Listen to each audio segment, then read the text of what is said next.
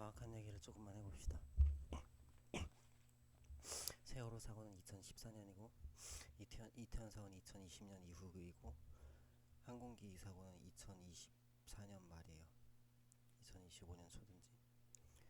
그리고 릭 조이너라고 하는 자가 미혹을 시도했던 게 2011년이에요. 그 영상을 갖다 뿌린 사람들이 따로 있었고 한국에. 그러면 그 릭 조이너라고 하는 자가 나한테 와서 이렇게 댓글을 달면 나도 어쩌고 이런 식으로 자막이 달린 그 영어로 그렇게 말했는지는 잘 모르겠습니다. 저로서는.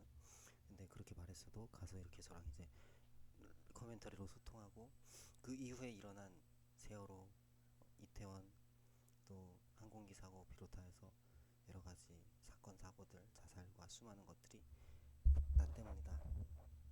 그렇게 탓할 수 있을 거예요. 그럼 정확한 얘기를 해보자는 겁니다. 정확한 얘기.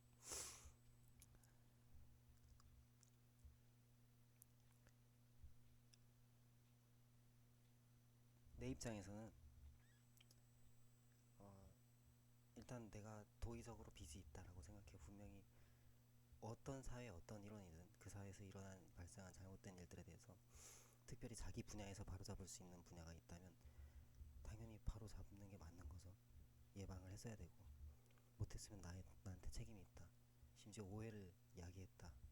미혹을 야기했다. 그럼 진짜 나한테 책임이 없지 않다. 이렇게 말할 수 있을 거예요. 분명히. 그리고 그런 사안들에 대해서 피해자 측이나 피해자에 관련된 사람들의 원망 들을 수밖에 없어요. 당연히. 그게 잘못된 원망이라고 말할 수 없죠. 당연히 사람으로서. 저도 그렇고.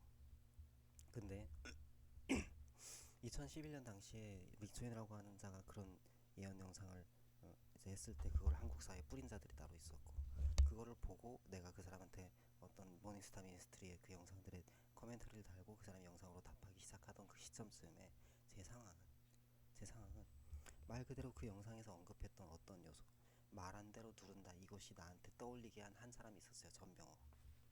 그 사람은 아주 오래전부터 제가 자라난 성장한 배경의 교단에 장로교파에 교주로서 들어와서 미혹을 하던 자였어요. 마귀의 종, 사탄숭배자, 이단 교주. 근데 나는 그 사람이 생각나게 한 어떤 릭조인의 그 발언들과 내 과거까지의 쇠퇴하고 타락하고 삶이 진행이 안 되고 어려움 당하고 나는 내가 용서하기를 선택한다 그러고 나는 나한테 박해하는 거에 대해서 오히려 축복하기를 선택한다고 한 거 나름대로 의지는 그랬지만 적어도 의지는 막 나가듯이 살았지만 휘둘리면서 그렇지만 의지는 그랬단 말이죠. 내가 일부러 이렇게 잘못해야지 그냥 일부러 이렇게 살아야지 그런 게 아니었단 말이에요. 그리고 그 말미쯤에 2011년에 릭 조이너의 그 영상이 왔던 거고 난 거기 코멘트를 다 됐던 거예요. 그러니까 구체적으로 얘기해서 그 시작 시점이라고 생각되어지던 일부러 그렇게 막 함부로 설교 발언으로 말한 대로 누른다고 표현될 만한 일부러 어거지로 막 저주를 퍼붓는다 이렇게 보여졌던 전병욱 목사라고 하는 자의 교주의 그 설교가 기억이 났고 그런 와중에 이제 릭 조이너라고 하는 자가 그런 영상을 2011년에 터뜨렸기 때문에 난 거기에 대해서 그냥 그 지푸라기 잡는 심정으로 그냥 막 마치 세상에 있는 사람들이 이렇게 표현하듯이 아마도 이런 어려움과 이런 사회적인 배경 때문에 이 사람들이 저런 미혹에 저런 종교에 이렇게 막 이렇게 휩쓸렸다 마음이 이렇게 이끌렸다 거기 이렇게 정신이 빠졌다 이런 식으로 표현될 만한 그런 식으로 익조인을 붙잡았던 거예요 내가. 근데 제가 성장한 배경이 있고 자라난 어떤 삶이 있으니까 내가 머릿속에선 분명히 뭐가 옳다는 거 알고 있단 말이지. 근데 이 사람이 미국인이면서 동시에 뭔가 내가 좀 착각할 만한 뭔가 미국 사회가 갖고 있는 기본적인 그 뿌리라는 게 있잖아요. 기독교인이 갖고 있는 크리스천티에 대한 이해라든지 또 여러 가지 어떤 미국 사회의 기본적인 토양 그런 부분들에 대해서 내가 좀 헷갈렸던 거지. 릭 조이너라는 자가 진짜 막 미혹자인 듯한데 뭔가 이렇게 커버 치면서 이렇게 저렇게 약간 연막 치면서 뭔가 제대로 된 얘기를 하는 건가 이런 식으로.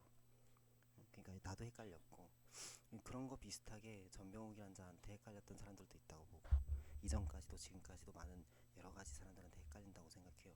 그러니까 우리는 사람을 의지할 게 아니고 사람은 다 불완전하고 사역자도 마찬가지고 설교 작업하고 마찬가지고 예수님만 따라가야 된다 이게 정확한 건데 처음부터 끝까지 정확한 거죠.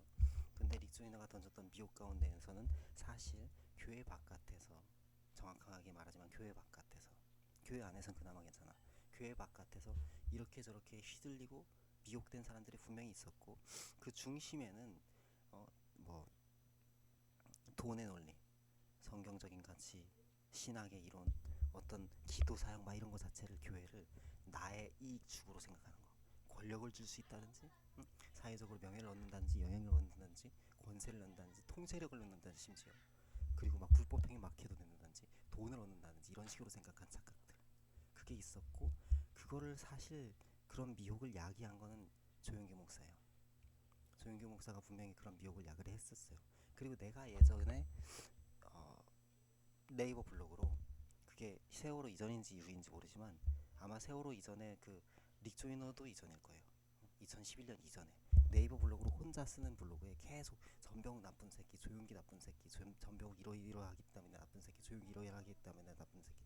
난 내 나름대로 내가 나름대로 그리스도의 선지자라고 부름을 받았다면 내가 알고 있는 내 개념 안에서 신학 공부도 안 한 상태에서 택배 회사를 일용직을 왔다 갔다 하면서 하루 갔다 오면 다음날 못 나가고 15에 월세 15에 백방에 누워갖고 처자빠져서 힘들어하면서 그 바로 옆에 조금 몇 블럭 가면 아빠 집 있는데 오피스텔 비싼데 거기서 나와갖고 그래서 블로그에 써대고 있었다고 계속 전병훈 나쁜 새끼, 조용기 나쁜 새끼 등등등 이렇게 여러 가지 이유를 들어서 그리고 여러 가지 막 복음에 대한 것도 막 내 입장에서 이렇게 저렇게 막 신학도 못했으니까 이상한 소리 얘기하면서 그러니까 나는 나로선 정말로 내가 할 수 있는 이 사회 안에서의 역할은 최선을 다했고